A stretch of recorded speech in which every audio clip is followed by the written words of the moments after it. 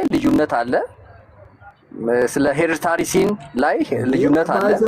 እኔ የማይገባኝ ነገር ማለት ነው የማይገባኝ ነገር ሰው ክሪስቶሎጂ ላይ እኮ ዲፈረንስ ካለ ክሪስቶሎጂ ላይ ልዩነት ካለ ባይ ዲፎልት ትሪኒቲ ላይ ልዩነት አለ። ይሄ ሎንትን ሎጂክ ነው። ክሪስቶሎጂ ላይ ለምሳሌ የኛ ክሪስቶሎጂ ምንድነው? 1% ቱ ኔቸር ነው አይደል? ስለዚህ 1% ቱ ኔቸር ነው። የኦርቶዶክስ ደግሞ ክሪስቶሎጂ ደግሞ ምንድነው? 1% ዋን ኔቸር ነው። ይሄ ልዩነት ካለ ምናልባት አንዳንድ ሰዎች ምን ይላሉ? ፌዝ ኦፍ ስቴትመንት እና ፌዝ ኦፍ ኤክስፕሬሽን ብሎ የሚያስቀምጡት ነገር አለ። ሁለቱም አንድ አይነት ነገር ሆኖ የፌዝ ኦፍ ስቴትመንት እና የፌዝ ኦፍ ኤክስፕሬሽን ልዩነት ነው ብዬ ነው ሁለቱን የምቀበለው። ክሪስቶሎጂ ላይ ግን ልዩነት ካለ ሳይወድ በግድ ትሪኒቲ ላይ ልዩነት ያመጣል። ስለዚህ አንተ እንዴት አንድ ነው ትላለህ? አይ ለምሳሌ አንድም ሶስትም ናቸው የሚለው ትሪኒቲ ላይ ምንም ልዩነት የለማ። እኛ ጋር አንድም ናቸው ሶስትም ናቸው፣ በግብርም በፈቃድም አንድም ናቸው ሶስትም ናቸው የሚለው እሱ ትሪኒቲ ማለት እኮ እሱ ነው። እሱ ላይ ምን ልዩነት አለው? አብ የራሱ ትሪኒቲ በቃ ብቻ ነው እንዴ? አንድም ሶስትም ብቻ ናቸው የሚልነት በቃ እና ታዲያ አሁን ሙስሊም ጋር አንድም ሶስትም ናቸው ሙስሊም ጋር ይላል እንዴ? እንደዛ አይሉም እኮ። እሺ ትሪኒቲ ይሄ እኮ ነው። ክርስቶሎጂ ደግሞ ለብቻው ነው። ክርስቶሎጂ ለብቻው ክርስቶሎጂ ተብሎ ሌላ ዶክትሪን ነው። ኦንቶሎጂ በዛ ዶክትሪን ላይ ኢኮኖሚካል ክርስቶሎጂ አለ፣ ኦንቶሎጂካል ትሪኒቲ አለ፣ ኢኮኖሚካል ትሪኒቲ አለ። አንድም ሶስትም ነው ብቻ አይደለም። አክቹሊ ትሪኒቲ ምንድን ነው? ስንትም ናቸው ታዲያ? አንድም ኦርቶዶክስ ገብቷል ሊጠይቅህ ነው እኮ አንድ ኦርቶዶክስ ገብቷል ሊጠይቅህ ነው። ሲሳይ ጾም እየጾመ እኮ አይደለም። ሲሳይ የፉድ ስታፍ ወይም የኒውትሪሽን ፖሊሲው ነው እንጂ ከጾም ጋር አያይዞት አይደለም። ስጋ ማይበላው ወዴት ነው የምትወስዱት ሲሳይን? እኔ እየጾምኩ አይደለም ባይዘባትሽ እየጾምኩ አይደለም እኮ የምግብ ፖሊሲ ነው ኒውትሪሽን። አሁን እኔ ኮቺንግ አንዱ አሁን ኮቺንግ ኮርስ ማኔጅመንት ሶስር ከኮቺንግ እንትን ውስጥ አንዱ ስለ ኒውትሪሽን አመጋገብ ነው እና ስለዚህ ስጋ ለመብላት ምንም ይጠቅማል እንጂ እንኳን አይጎዳህም ታውቃለህ። ግን ይሄን ወቅት ጠብቀህ ማድረግ ነው ቅር ያለኝ። እኔ ስጋ በዚህ ወቅት ስጋ ነው። እሺ ጸሎት ዌልካም ፋንደና ሲስ እንዴት ነህ? ሰላም ነው አለው እግዚአብሔር ይመስገን። ጸሎት እንዴት ነው? አለን ሀብትሽ አለም ሁላችንም ሰላም ብያለሁ። ሰላም እንዴት ነህ? አለን እግዚአብሔር ይመስገን። ትሪኒቲ ላይ እንዴት አንድ እንደሆነ እኮ እንድታስረዳኝ ነውና እናንተ ሲጀመር ሶስት ፈቃድ ትላላችሁ አንድ ልዩነት መኖሩን ማለት ነው። ከዛ ለስላሴ ደግሞ የማይቀጸል ስሜት የሚል ደግሞ አስተምሮ አላችሁ ሁለት። ይሄ ሁላ ባለበት እንዴት አይነት ነው የስላሴ አስተምሯችን አንድ የሆነው? አይ ፈጣሪ ስሜት እንዳለው እኛ አይደለንም፣ መጽሐፍ ቅዱስ ነው የነገረን። የሚያዝንበትና የሚደሰትበት ስሜት እንዳለው መጽሐፍ ቅዱስ ነው የነገረን እንጂ እኔ ከሰው አይደለም የሰማሁት። እግዚኦ አለ። ስለዚህ እግዚአብሔር አሁን ለምሳሌ በመዝሙረ ዳዊት ላይ ይስቅባቸዋል ይላል። ስለዚህ እግዚአብሔር ይስቃል የሚለውን ሊትራሊ ነው የምትተረጉሙት? አይ እኔ ስነምለከት ሀው ቱ ኢንተርፕሬት ዘ ባይብል በጣም ጥሩ እውቀት ነው ያለኝ። መዝሙረ ዳዊትን እንዴት አድርገን እንደምንፈታ፣ ቆሮንቶስን እንዴት አድርገን እንደምንፈታ በጣም ጥሩ እውቀት ነው ያለኝ። ለምሳሌ የእግዚአብሔርን መንፈስ አታሳዝኑት ካለ እግዚአብሔር የሚለውን ትቀበላለህ ወይ ነው። ለምሳሌ መጽሐፍ እግዚአብሔር ተጸጸተ ይላል ሰው በመፍጠሩ ተጸጻች አምላክ ነው እንዴ ካለ አለ እኮ ነው። ምን ታዲያ ሌላ ምን ልሰጠው ፈለክ? በግሪክኛ በዕብራይስጥኛ ብለህ አዲስ ኪዳን ላይ እየነገርኩ አዲስ ኪዳን ላይ ይሄን ሁሉ ስነግርህ ለምንድን ነው የምትሸሸው? ስለዚህ እግዚአብሔር ይስቃልም ሲል ሊትራሊ ይስቃል ማለት ነው። አይ አይደለም፣ ይስቅባቸዋል ይላል። እንደሱ አይ ይሄ ይኸውልህ ምንድነው መሰለህ ቀደም ያልኩ እሱ ለዚህ ላይ ነው። ሲሆን ታዲያ ለምን አይደለም? እሺ አይ እኔ አይደለም ስሜት አለው የሚለውን ነው እየነገርኩ ያለሁት። እግዚአብሔር መለኮት ስሜት አለው፣ ፈቃድ አለው፣ እውቀት አለው እያልኩ ነው። ስለዚህ አንተ ይሄኛውን በስሜት ታውቀዋለህ? ሀብትሽ ስሜት ማለት ምንድን ነው? ትርጉሙን እስቲ ንገረን መጀመሪያ። ከምን ላይ ልተርጉምልህ? ከማን ከጻፈው ላይ ልተርጉምልህ? ከየትኛው ዲክሽነሪ ላይ ልተርጉምልህ? ስሜት የሚለውን ደስ ካለህ አንተ ለስላሴ ስሜትን ስቀጽሉ ለስላሴ የተቀጸለበት ከምን አንጻር እንደሆነ መጀመሪያ ትርጉሙን ንገረን። ስሜት ማለት ምን ማለት ነው? ከዛ ለስላሴ ስሜት ማለት ከየትኛው ላይ ልተርጉምልህ? ከቆሮንቶስ ላይ ልተርጉምልህ ወይስ ስሜት የሚለውን እኮ ገብተህ ፊሊንግ የሚለውን እንግሊዘኛውን ትገባና ፊሊንግ የሚለው ምንን ያካተተ ነው? ምን ሲገጥም ምን አይነት ምልክት ምን አይነት ባህሪ እንደምታንጸባርቅ ጭምር እኮ ዲስክራይብ ያደርግልሃል። ከዛ ውስጥ አንዱ እኮ አዲስ ኪዳን ላይ እየነገርኩ ነው። ለምሳሌ እግዚአብሔር እኛ የተለየ ስሜት የለም ማለት ነው አይደል? ሀብትሽ ቆይ አንዴ አሳጥረውና ቆይ እኮ ስሜት ስትል ሰው እንደሚሰማው ነው ለስላሴ የምትቀጽሉት? አይ አይደለም። አይ ሰው እንደሚሰማው አይደለም። እንዴት መለኮትን ከስጋ ለባሽ ጋር በምኑ ነው የምታገጣጥመው ወይስ የምታስተያየው? ስለዚህ ዲፋይን አድርግልና። ምኑ ነው ዲፋይን ማድረግል? እግዚአብሔር ሲያዝን ከማዘኑ ወይም ደግሞ ስሜቱ ሀዘን ነው ተብሎ ሲገለጥ ከዛ ቀጥሎ የሚመጣው ነገር ቅጣት ነው። ወደ እርምጃ ወደ በቀል ውስጥ ሲገባ እኮ አይተናል። እግዚአብሔር በሚያዝንበት ነገር በሚቆጣበት ነገር ላይ ሰዎችን ሲባርክ ወይም ደግሞ ሰዎችን ሲያጽናና አይደለም የምታየው። መገለጫው ይሄ እኮ ነው። ስሜት ካዘነ ማለት በመጥፎ በኔጌቲቭ ፊሊንግ ከመጣ እግዚአብሔር አዘነ ማለት ኔጌቲቭ ኢምፕሊኬሽን እኮ ነው።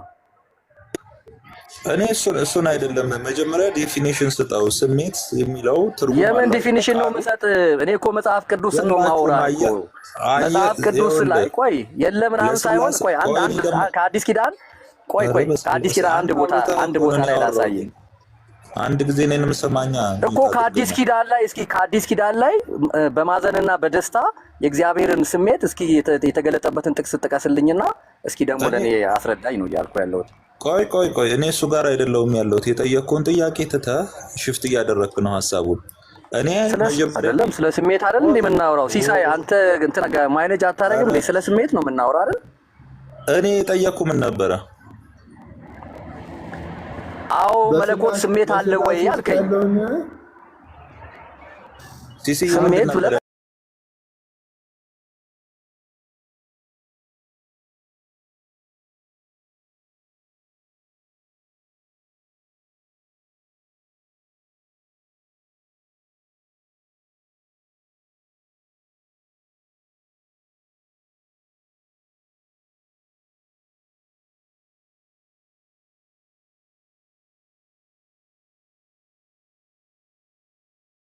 በት ነው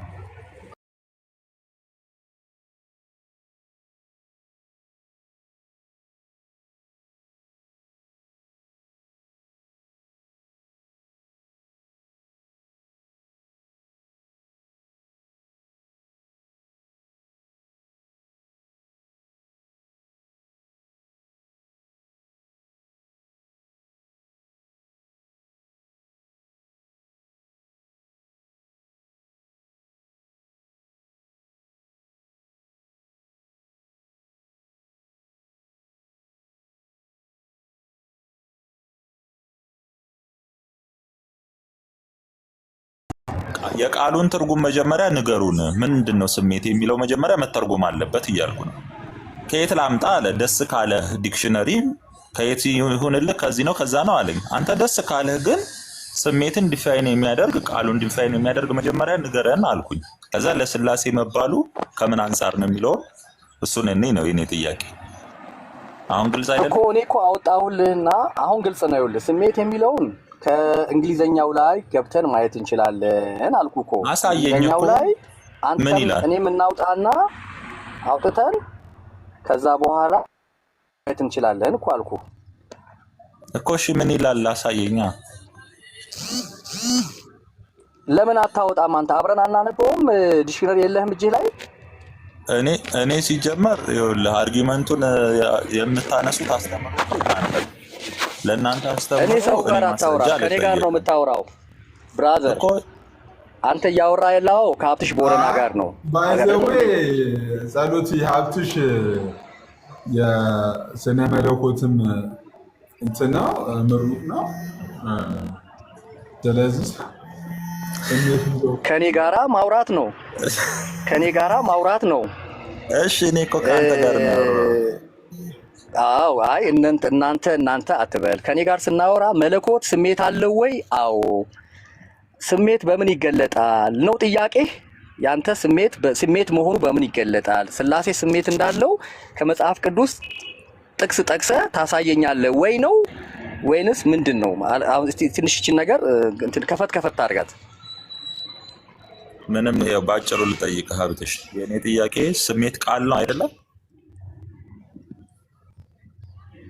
ስሜት አይደለም ቃል ነው አይደለም? ስሜት ቃል አይደለም። ቃል አይደለም ስሜት ስሜት ቃል አይደለም። ታዲያ ምንድን ነው? እሺ መገለጫ ነው። ስሜት መገለጫ ነው። የአንድ ነገር መገለጫ ነው። የአንድ ነገር መገለጫ ነው። እሺ ያ መገለጫ፣ ስለዚህ ስሜት የሚለው ቃል አይደለም ማለት ነው። ቃል ያልሆነ መገለጫ አለ። አዎ ለምሳሌ አሁን ደስታን በቃላት ግለጥልኝ ብል ቃል ታመጣለህ ለደስታ? ደስታ እኮ ዴፊኔሽን የለውም ማለት ነው ለአንተ። መዝገበ ቃላት ላይ ስሜት ዴፊኔሽን የለም። እሺ ፊሊንግ የሚለውን እኮ አሁን ፊሊንግ የሚለውን እኮ አውጣና እኔ እኮ ብያለሁኝ። አንተ ጋር እስካለ ጥያቄ አይደለ?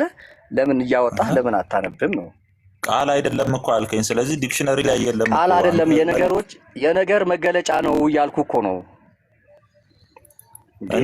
የሆነ ነገር መገለጫ ወይም መንጸባረቂያ ነው። አውጣ ለምን አታውጣም? አለ የለም። መጀመሪያ ላይ እንተማመን። ቃል አይደለም ብለህ እኮ ካድከው። ቃል ካልሆነ ምን እዛ ላይ ያስፈልጋል እንዴ? አንተ ምንም ቃል ሲሆን ነው ስለ እንትን ምንም አልተማርክም እንዴ? እንዴት አይነት ማለት ድርቅ አልክ እኮ ማለት። አሁን እኛ ስንማር አዎ ደስታን አሁን በቃላት ግለጥልኝ እስቲ፣ ደስታን በቃላት ግለጥልኝ ብለህ ያስተማሩን መምህራኖች እኮ ደስታ ስሜት የሚገለጥበት መንጸባረቂያ ነው እንጂ በቃላት ደስታ እንዲህ ነው እንዲህ ነው ተብሎ የሚገለጥ አይደለም ብለው አስተማሩን አይደል እንዴ? እሱን አትስማማም? ቆይ አይ ስለዚህ ዲክሽነሪ ላይ ስሜት ለሚል ነገር ወይ ፊሊንግ ለተባለው ነገር ትርጉም የለውም? አለው እንዴ? አለው እኮ እያልኩህ እኮ ነው። ስለዚህ ቃል ነው ማለት ነው። አየህ ቃል አይደለም ያልከው እዚህ ጋር ስንት አለው? አሁን እሱ አይደለም ጥያቄ። ስሜት ማለት ቆይ አንዴ ይኸውልህ፣ ኦክስፎርድ የኔ ኦክስፎርድ ስንት አይነት 1 2 3 4 5 6 7 8 9 10 11 12 13 ነገሮችን ያስቀምጣል ስሜትን ለመግለጽ። እስቲ አንዱን ንገረን ጎሽ ከ13ቱ። ዲዛይር፣ ኮምፕሌክስ፣ ካልምነስ፣ ብራቬሪ፣ አስቶኒሽመንት፣ አፓዚ። ስለዚህ ለስላሴ ከዚህ ውስጥ የትኛው ነው የሚሆነው? አፌክሽን፣ አፌክት። ለስላሴ ዲዛይር የሚለው ነው። ዲዛይር የሚለው ነው። ስለዚህ እሺ አሁን በመጽሐፍ ቅዱስ ላይ እነዚህን ተጸጸተ የሚለውን ስታገኝ እግዚአብሔር አሁን ተጸጻች አምላክ ነው ቢል ትክክል ነው? ሰው የሚጸጸት አምላክ ነው እንዴ? እኛ እኮ አይደለንም ያልነው። እግዚአብሔር ተጸጸተ እኮ የሚለው መጽሐፍ ቅዱስ ነው። አትቀበልም እንዴ የተጻፈውን እኮ? ስለዚህ ተጸጻች አምላክ ነው ወይ? እና አዋ ተጸጸተ ካላው ተጸጻች አምላክ ነው እንዴ? ምን ልታሻሽል ነው እንዴ? ስለዚህ እሺ እግዚአብሔር እንደዚህ አንድ ጥቅስ ስለዚህ እግዚአብሔር ይስቃል። አንድ ጥቅስ አንብብና ይሄን አንተ ከኔ ጋር አውራ ፕሊዝ። እንዴ ምን ሆነ ነው? ወዴት ነው? እኔ ኦርቶዶክስ እያልኩ ላውራ እንዴ? ተዋህዶ እያልኩ ላውራ እንዴ? እናንተ እያልኩ ላውራ እንዴ? እኔ እናንተ ኢንዲቪጁዋል እኮ ነው የምናወራው። ለምሳሌ ይሄንን ቃል ስሜት የሚለውን ፕሮቴስታንት ሁሉ ይቀበላል እኮ። አይ ተው ስለ ፕሮቴስታንት ይሄ የለመድከው እንደዚህ አይነት አካሄድ እዛው የለመድክበት ቦታ ላይ ከነዛ ሰዎች ጋር ማውራት ትችላለህ። ከኔ ጋር ግን ስታወራ እኔ እናንተ ነን የምናወራውና ይኸው እንደዚህ የሚል ቃል አለ። አሁን ሐዋርያት ሥራ ምዕራፍ 5 ላይ እንደዚህ የሚል ቃል አለ። ጴጥሮስም የጌታን መንፈስ ትፈታተኑ ዘንድ ስለምን ተስማማችሁ? እነሆ ባልሽ የቀበሩት ሰዎች እግር በደጅ ነው፣ አንቺንም ያወጡሻል አላት። የዛን ጊዜም በእግሩ አጠገብ ወደቀች፣ ሞተችም። ጎበዞችም ሲገቡ ሞታ አገኘዋት፣ አውጥተውም በባሏ አጠገብ ቀበሯት ይላል። የጌታን መንፈስ ስትፈታተኑ ዘንድ ከዛ የሞት እርምጃ ወሰደባቸው። አሁን እግዚአብሔር እዚህ ጋር ተደስቶባቸው ነው በእነዚህ ሰዎች ላይ የሞት እርምጃ የወሰደባቸው? ይሄንን በምን ትገልጠዋለህ?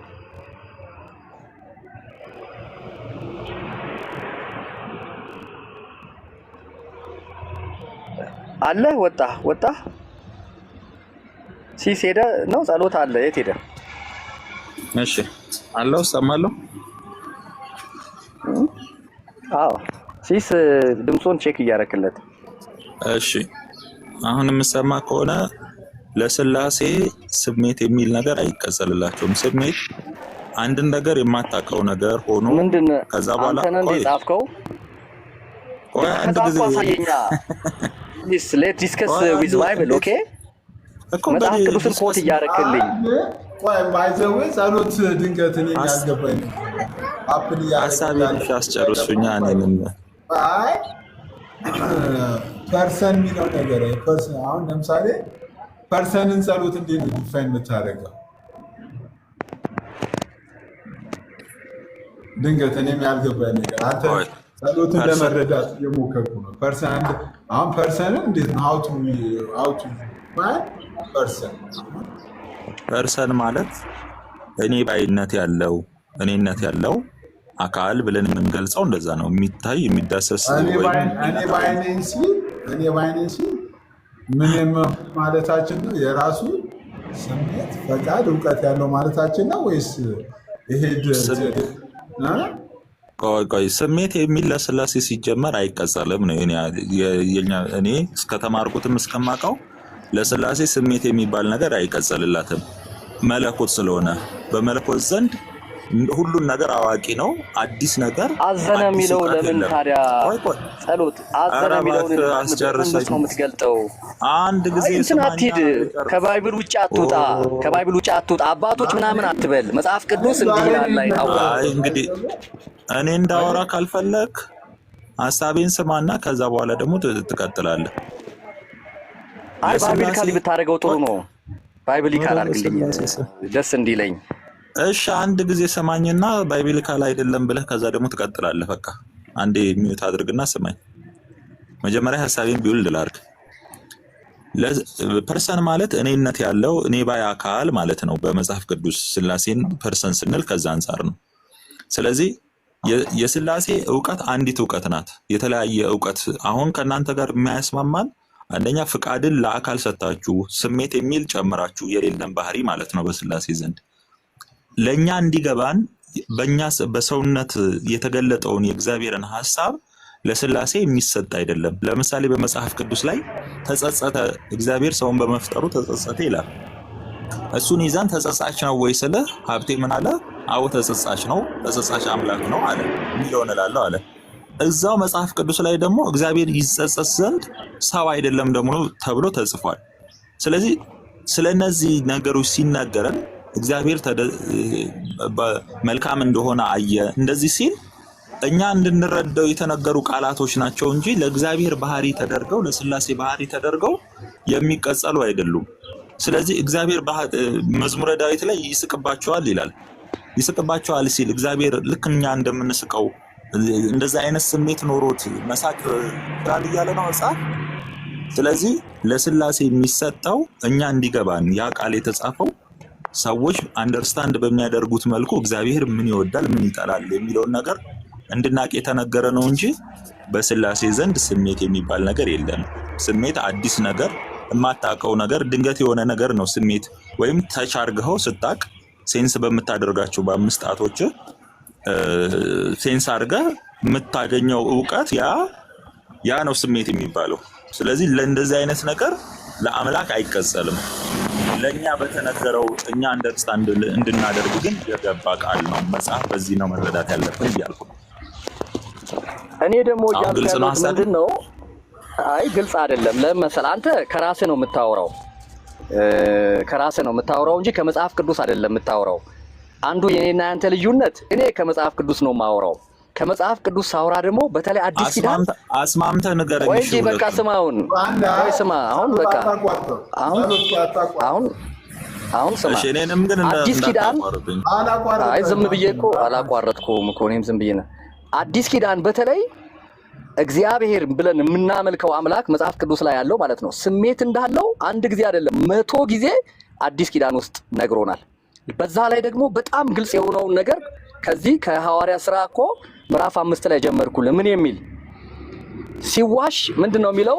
ሐናንያ ሆይ መንፈስ ቅዱስን ታታልሉና ከመሬቱ ሽያጭ ታስቀር ዘንድ ሰይጣን በልብህ ስለምን ሞላ? ሳትሸጠው ያንተ አልነበረም? ከሸጥከውስ በኋላ በስልጣን አልነበረም? ይህንን ነገር ስለምን በልብህ አሰብክ? እግዚአብሔርን እንጂ ሰውን አልዋሸህም አለው። ይሄ እግዚአብሔር ምን ያክል እነዚህ ሰዎች ላይ እርምጃ ለመውሰድ የሰዎቹን አካሄድ ብልሹ መሆኑን አይቶ ወደ እርምጃ እንደገባ እኮ የሚያሳየን ነው። አንድ በል። ሁለተኛ መጽሐፍ ቅዱስ ሲናገር ምን ይላል? አንድ ሰው ወደ እግዚአብሔር መንግስት ሲጨመር ብሉይ ወንጌል ላይ በሰማይ መላእክት ዘንድ ታላቅ ደስታ ይሆናል ይላል። ደስታ የስሜት መገለጫ፣ የስሜት መንጸባረቂያ ነው። ሌላኛው ቦታ ላይ ደግሞ ምን ይላል? መንፈስ ቅዱስ ለቤዛ ቀን የታተማችሁበትን ቅዱሱን የእግዚአብሔርን መንፈስ አታሳዝኑ ይላል። እዚህ ጋር የእግዚአብሔር መንፈስ እግዚአብሔር ብሎ ነው ያስቀመጠው ሐዋርያ ሥራ ምዕራፍ 5 ላይ። እዛ ጋር ደግሞ ለቤዛ ቀን የታተማችሁበትን ቅዱስን ያ ብቻ አይደለም አታስመርሩት ሁሉ ይላል።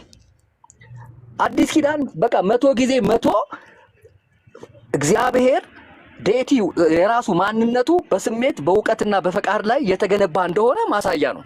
ይሄንን ነው እኛ መጽሐፍ ቅዱስ የተናገረውን የምንናገረው እንጂ ለእግዚአብሔር ጠበቃ ሆነን ተከራካሪ ሆነን አራሚ ሆነን አይ እግዚአብሔር እኮ ደስ ሲለው አይ እግዚአብሔር እኮ ሲያዝን አይ እግዚአብሔር ምናምን እያልን ለእግዚአብሔር አማካሪም አራሚም እንድንሆን መጽሐፍ ቅዱስ ፈጽሞ አይሰጠንም። እግዚአብሔር አማካሪም የለውም አራሚም የለውም። ስለዚህ በአዲስ ኪዳን በደንብ አድርጎ ከብሉይ ኪዳን በተሻለ ሁኔታ እግዚአብሔር ፈቃድ፣ ስሜትና ዕውቀት እንዳለው በደንብ አድርጎ ስለነገረን ይሄንን ካለመማር ሊሆን ይችላል ዕውቀቱን ያጣ ነው። በደንብ ይሄንን የሚነግረን መምህር ካለማግኘት ሊሆን ይችላል። ነገር ግን መጽሐፍ ቅዱስ ለሚያነብሰው ግን እግዚአብሔር የሚደሰትም የሚያዝንም ስሜት እንዳለው በደንብ ስለነገረን እኛም ደግሞ በእግዚአብሔር ላይክነስና ኢሜጅ የተፈጠርን ሰዎች ስለሆነን ያ በእግዚአብሔር ላይክነስና ኢሜጅ የተፈጠረው ማንነታችን ስሜት አለው፣ ዕውቀት አለው፣ ፈቃድ አለው ወዳጅ። እና መጽሐፍ ቅዱስን ካለማንበብ የተነሳ ነው ያንተ ስህተት የሚጀምረውም የሚጨርሰውም እንጂ መጽሐፍ ቅዱስ እግዚአብሔር አምላክ ስሜትም አለው፣ ፈቃድም አለው፣ ዕውቀትም አለው። ስሜቱን ካነሳን ደግሞ ስሜቱ በደስታና በሐዘን ይገለጣል እስከ ምሬት ድረስ ደርሶ ማለት ነውና ይሄንን ልጨምርልህ ፈልጌ ነው። ጥያቄ ልጠይቅ። እሺ በመጽሐፍ ቅዱስ እግዚአብሔር ይጸጸታል ተብሏል? ይጸጸትም ዘንድ ሰው አይደለምም ደግሞ ተብሎ ተጽፏል። ይሄን አስታርቅና ንገረኝ።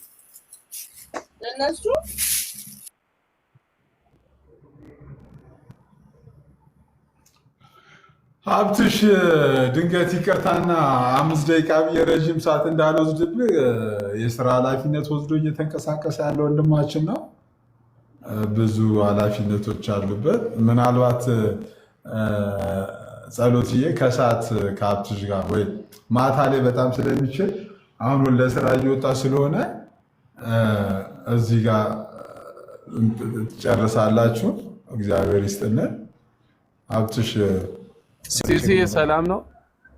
እግዚአብሔር ይመስገን። ምን አሳቀ በለኝ።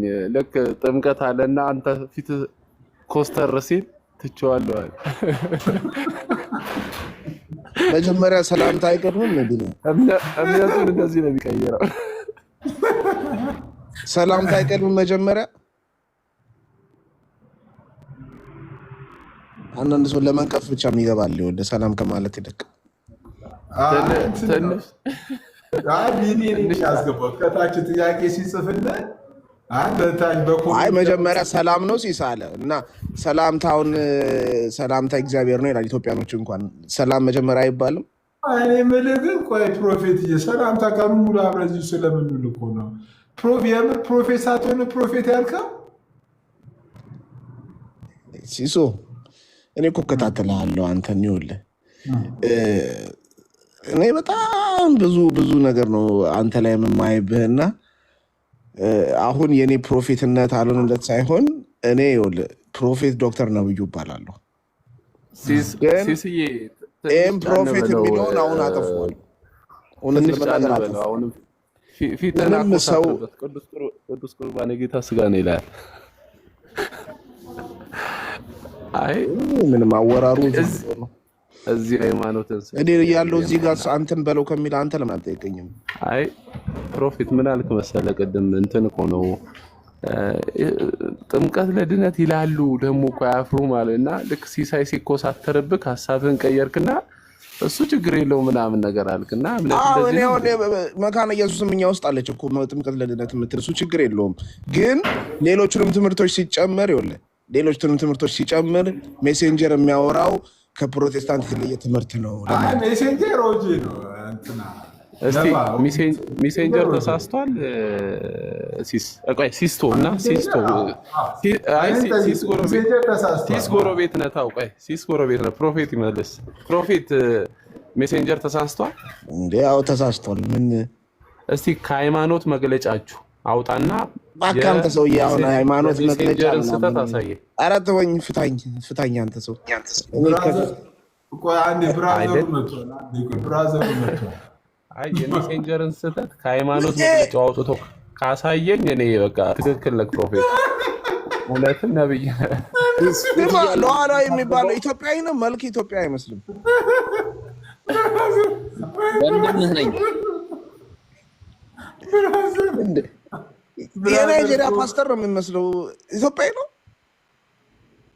አይ የዘር ግንዴ ከዛ ነው የሚነሳው።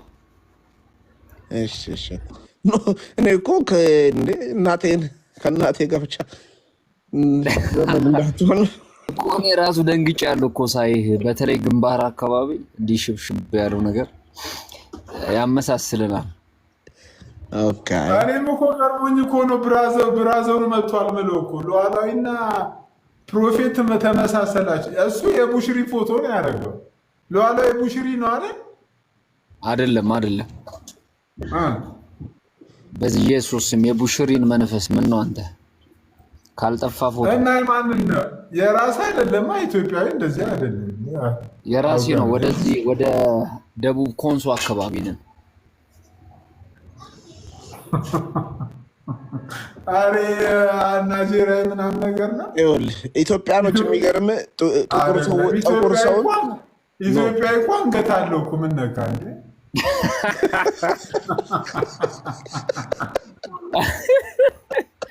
አልቻልኩም።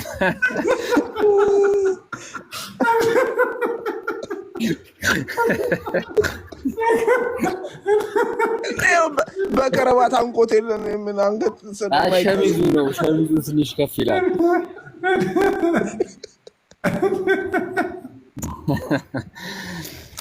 ታውቃለህ እዛ ትንሽ ረዘም ሲል መሀል ላይ ሞዲፊክ ተሰርቶ ዲስክ የምታህል ወጣለች ከመሀል። ስማ ሲሶ ቤተ እንደው ጉደታ የሚባለው ሰው እያስገባው በእናት ይሄ እሱ የነብዮች ጠላት ነው። ባለፈው እሱ በጣም አንድ ወዳጅ ነብይ ጠላት አለው እንዴ? ያዲ መጥቷል። ያዲ በጣም ወዳጅ እኔ ባይዘው ጉደታ ሽግባ ጉደታ ያዲ ግባና ጉደታ አስገባው ጉደታ ግባሽ። እኔም አሁን ነብይ ነኝ። ሰው ሲንጫጫ ነው ፕሮፌት የሚለውን ያጠፋሁት። ኧረ እኔም አጠፋዋለሁ። በጣም እኮ ብዙ ሰዎች እኮ ተጨነቁ። ናና ያዲ በጣም ነው የምፈልገው። ያዲ በጣም አንድ መልእክት አለኝ ለአንተ። በጣም መልእክት አለኝ ለአንተ ያዲ። ናና መልእክት አለኝ። ይዞ ግን ምን ነው ደጅ አስጠናኝ ወንድሜ ገባክ። ኧረ አንተ እንደውም መግባት ማይፈኔ እኔ እንደው ግባ ብዬ እኮ እንትናን ሀብትሽን የሆነ ነገር ልጠይቆ ነበረ ባለፈው። እሱ ቤት ሌላ ሞዴሬተር ነው ብሎክ ያደረገኝና እሱ ብሎክ አላደረገኝም። በእርግጥ የሆነ ሰው ነው ያደረገኝ። ፕሮፌት እኔ የነቢያት ጠላት ነኝ የምትለው? ኧረ እባክህ እባክህ፣ እኔ የነቢያት ጠላት አይደለሁ። ለምንድን ነው በሐሰት የምትከሰኝ? አንተ ይኸውልህ፣ አንተና ሜሴንጀር እየተከታተላችሁ አገልጋዮችን ነቢያቶችን እኔ የምታሳድዱ እወድሃለሁ፣ የምሬን ነው የምልህ። የክርስቶስ አንተን ጠላት በጣም ነው። ነው የምወድህ። ነቢያቶችም አሉ ብዬ የማምን ሰው ነኝ እኔ በቤተ ክርስቲያን ውስጥ። ከዛ ውጭ ግን ያው በነቢያት ስም የሚያጭበረብሩ ሌላ ቤት ሄዳችሁ ተወቃቀሱ። ያዲ ላክልኝ ድጋሚ ሌላ ቤት ሄዳችሁ ተወቃቀሱ። ያዲ ላክልኝ፣ ያዲ ላክልኝ። አይ እዛ ቤት ላይ ብሎክ ያዲ ብቻ ላክልኝ። ያዲ